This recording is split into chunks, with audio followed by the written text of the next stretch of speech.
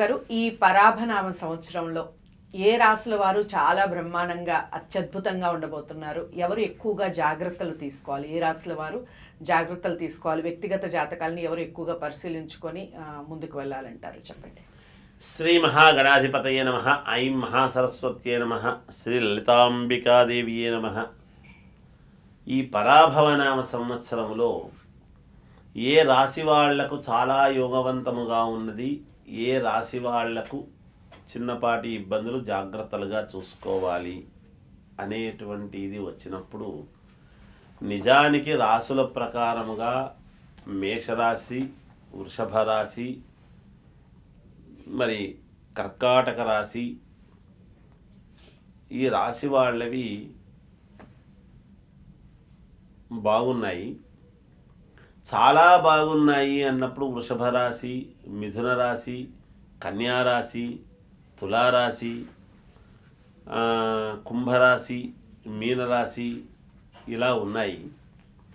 రాశులు అన్నీ బాగానే ఉంటాయమ్మా. కొంచెం ఆలోచన చేసుకొని జాగ్రత్తలు తీసుకోవాల్సినటువంటి రాశులలో ఎక్కువ శాతం ఏమిటి అని ఒక్కసారి మనం ఆలోచన చేస్తే, వృశ్చిక రాశి వాళ్ళు కొంచెం జాగ్రత్తలు ఎక్కువగా తీసుకోవాలి అనేటువంటిది ఒకటి.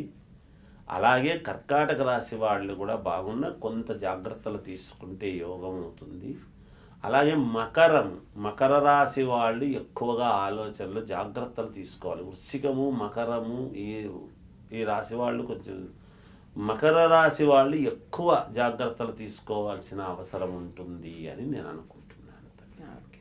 దైవారాధన, ఎలాంటి దైవాన్ని, అలాగే పరిహారాలు ఏమైనా చెప్తారా? అమ్మ, దైవారాధన అని వచ్చేటప్పటికీ ఏ రాశుల వాళ్ళు ఏమేమి దైవాన్ని ఆరాధించాలి అనేటువంటిది ఉంటుంది, చెప్పాము. ఎక్కువ శాతము ఎవరైనా ముందు ఇంటి దేవుణ్ణి నమస్కారం చేసుకోవటం మొదట, అది ప్రాధాన్యత.